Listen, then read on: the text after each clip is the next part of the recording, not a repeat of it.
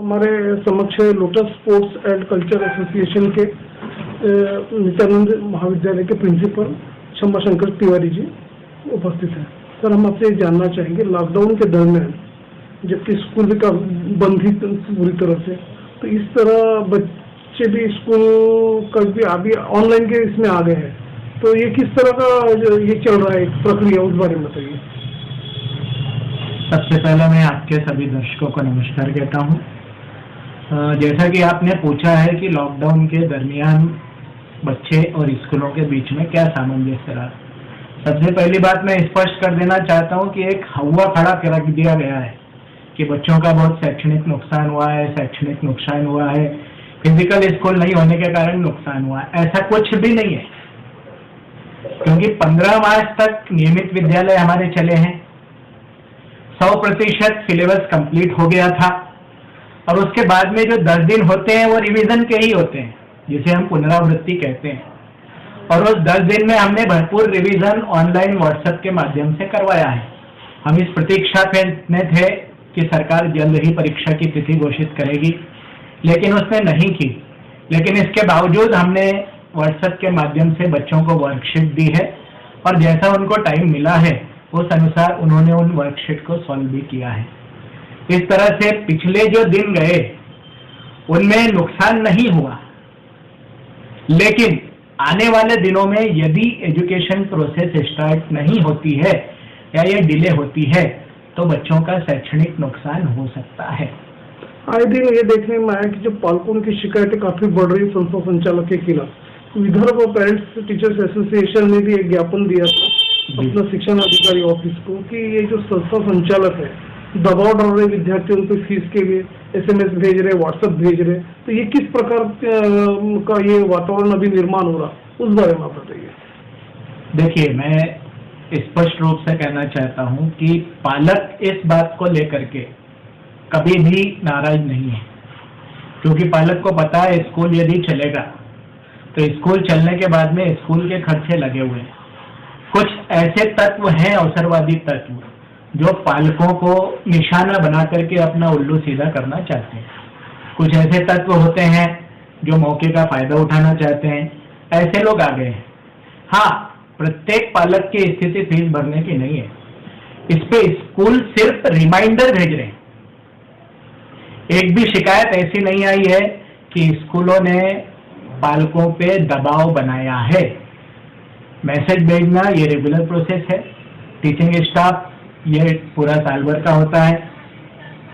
Year ending में ज्यादा fees आती है, लॉकडाउन के कारण फीस आने का प्रतिशत कम हुआ, और इस कारण से मैसेज भेजना ये एक रेगुलर प्रोसेस है। लेकिन उसको यदि अदर वे में लिया जा रहा है तो मैं समझता हूँ ये गलत है। किसी भी दुकान से भी आप सामान ले रहे हैं तो आपको किसी भी सामान के बदले में आपको पैसा देना अनिवार्य है। ये सीधी सी बात है, आज आप पैसा नहीं देंगे कल देंगे। सरकार ने भी पैसा नहीं लेना ऐसा नहीं कहा है। सरकार का जो सर्कुलर है उसमें स्पष्ट रूप से लिखा हुआ है कि हालातों को देखकर पालकों को समय सीमा दी जाए, और स्कूल प्रेशराइज नहीं कर रहे हैं। कुछ स्कूल के प्रति पालकों के मन में कुछ ऐसी बातें होती है जिनके कारण कुछ इश्यू बड़े बन जाते हैं, लेकिन नागपुर शहर में ये बिल्कुल उंगली पे गिनने चुनने लायक इशू है। हाँ, जो CBSE स्कूल्स है वहाँ पे बड़े प्रमाण पे ऐसी एक शिकायत आई, एक वीडियो भी वायरल हुआ था कि जिसमें स्कूल के द्वारा पुस्तकें बेची जा रही थी। ये 100% रूप से गैरकानूनी है, क्योंकि शिक्षण संचालक कार्यालय के द्वारा स्पष्ट रूप से दिशा निर्देश दिए गए हैं कि किसी भी तरह की दुकानदारी स्कूल के माध्यम से नहीं की जा सकती है। और यदि कोई स्कूल, मैं फिर से कहना चाहता हूँ, जबरन वसूल नहीं कर रहे, यदि जबरन कोई स्कूल दबाव बनाता है तो उस पर नियमित रूप से कार्यवाही होना चाहिए, और जिम्मेदार उस स्कूल को मान करके जितनी भी आवश्यक उसके खिलाफ एक्शन कड़क से कड़क ली जा सकती है वो लेनी चाहिए। संस्था संचालक जैसे कोई मेस्टा हो गए, उन्होंने ये बोला है कि अपने विज्ञप्ति में कि अपना जो हम स्कूल जो चला रहे हैं, जब तक हमको फीस नहीं मिलती तो अपने विद्यार्थियों की ओर से, और अपना जो RTI का हमारा पैसा बकाया हुआ जो आउटस्टैंडिंग वो नहीं क्लियर होता, तब तक हम ये स्कूल चलाने में अभी सक्षम नहीं है। ऐसा उनका कहना है, तो आप सहमत हो गए इस बारे में? देखिए, ऐसे विषय हर साल उठते हैं। आरटीआई का पैसा सरकार का डिले ही आता है। हर साल पैसा निकले इसलिए संचालक धमकी देते हैं, लेकिन पैसा नहीं आता है। उसके बावजूद भी आरटीई की एडमिशन प्रोसेस में भी सारे स्कूल सम्मिलित होते हैं और आगे भी बढ़ते हैं। वर्तमान जो दौर है उसमें आर्थिक कठिनाई स्कूल संचालकों की ज्यादा है, तो सरकार ने उसको मदद करना चाहिए उनको, मुझे ऐसा लगता है। लेकिन मदद भी नहीं की गई तो भी स्कूल बंद हो जाएंगे, इतनी दयनीय स्थिति भी किसी स्कूल की नहीं है। ये मेरा व्यक्तिगत मत है। कुछ चालक लोगों ने सोशल मैसेज पर एक ग्रुप बना के संस्था संचालक पर प्रेशर डालना शुरू किया कि लॉकडाउन के अवधि में हम हमारे पाल्यों का क्यों फीस अदा करें, जबकि स्कूल स्टार्ट नहीं हुई है। और एक तरफ से संस्था संचालक ये भी दबाव डाल रहे कि महंगे महंगे अपना मोबाइल लो जिससे सॉफ्टवेयर हमारे स्कूल का रहेगा। इस तरह से प्रेशर करके पैसे खींचने के एक जरिया बन गया। तो आपका क्या खुलासा है इस बारे में? यदि इस बारे में कुछ स्पष्ट रूप से मुझे जानकारी प्राप्त हो, आप कह रहे यदि इस बात में सच्चाई होगी, तो ये बहुत ही दयनीय स्थिति है, क्योंकि पालकों के ऊपर पहले ही उनके काम धंधे नहीं है और उन पे अच्छी क्वालिटी का मोबाइल लेकर के दबाव डालना, ये बिल्कुल रूप से इसमें कहीं भी मानवता का दृष्टिकोण मुझे दिखाई नहीं देता। उन्हें संस्था चालक नहीं कहा जा सकता, फिर तो दुकानदार ही कहा जाएगा, ऐसा मेरा स्पष्ट कहना है। जैसा सरकार द्वारा कहा गया था कि या फिर शालेय स्कूल के द्वारा कहा गया था कि ऑनलाइन पढ़ाई बच्चों को कराई जाए जी, लेकिन आज मुझे बताया आज का जो जनरेशन है, आज का जो जमाना है, क्या लगता है कि सही में बच्चे अगर एंड्रॉइड पर मोबाइल उनके हाथ में आ जाए तो ऑनलाइन पढ़ाई करेंगे या फिर और कुछ कर सकते हैं? इसमें दो चीजें हैं।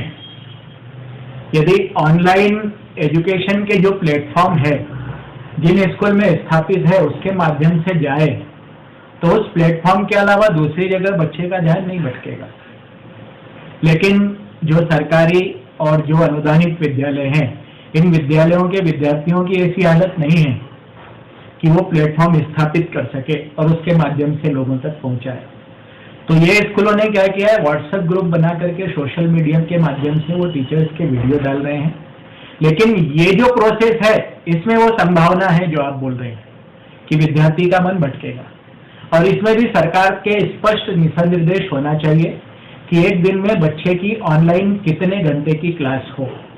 यदि जब तक इस पे प्रतिबंध नहीं लगा जाएगा तब तक बच्चों का नुकसान ही होना है, उनकी आंखें भी खराब होगी, दूसरे हेल्थ प्रॉब्लम आएंगे उनके, और एक नियमित समय तक ही बच्चे का पढ़ाई में मन लगेगा, उसके बाद निश्चित रूप से वो दूसरी एक गतिविधि करेगा।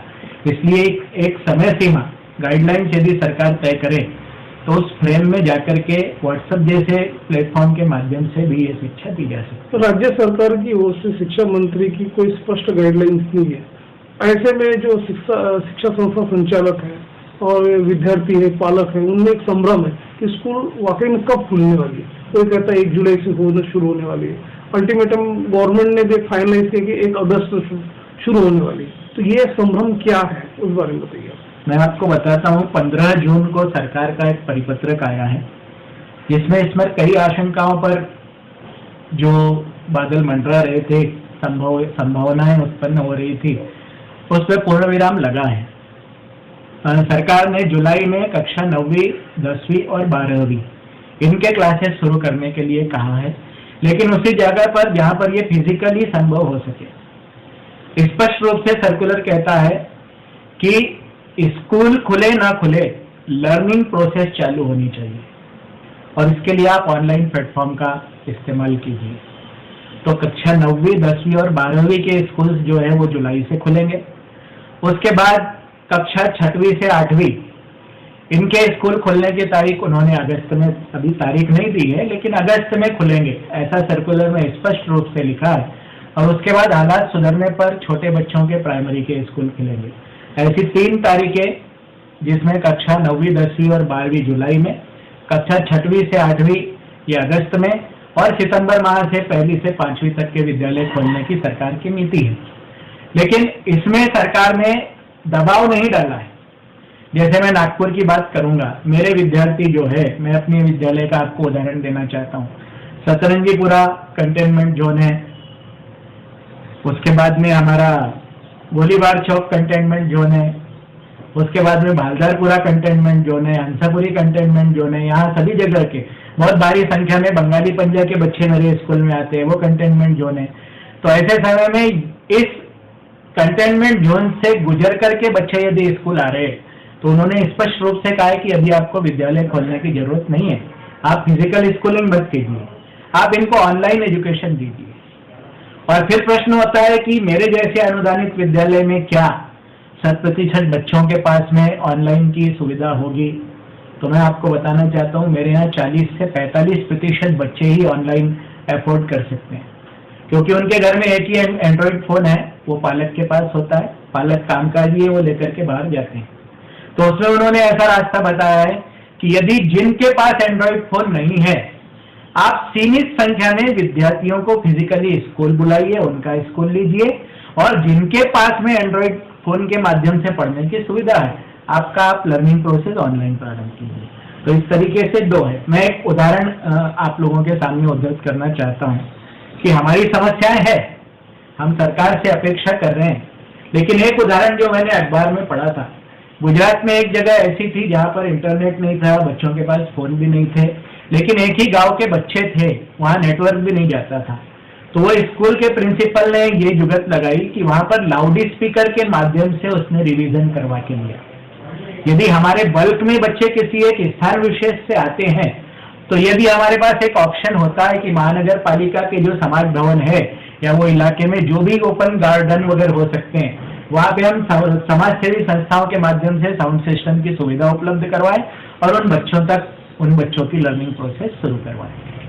तो इस तरीके से मेरा स्पष्ट कहना है कि हाथ पे हाथ धरे रखने से कुछ नहीं होगा, हमें नीति नियमों का पालन करना है। जैसी स्थितियां हैं, हमारे यहाँ पर भी अभी पहले जो है डबलिंग रेट 15 दिन में था, अभी 1 हफ्ते में हो गया है। तो ऐसी स्थिति में फिजिकल स्कूल चालू हो गए मुझे नहीं लगता है, लेकिन जुलाई से हमें सभी विद्यालयों ने जितनी संभव हो कोशिश करना चाहिए कि ऑनलाइन एजुकेशन हमने प्रारंभ कर लेना चाहिए। शंकर तिवारी जी, आपका काफी धन्यवाद। आपने हमारे चैनल के साथ अपना मनोगत व्यक्त किया, हर तरह के शिक्षा संस्थान के बारे में गतिविधियों को बताया। धन्यवाद।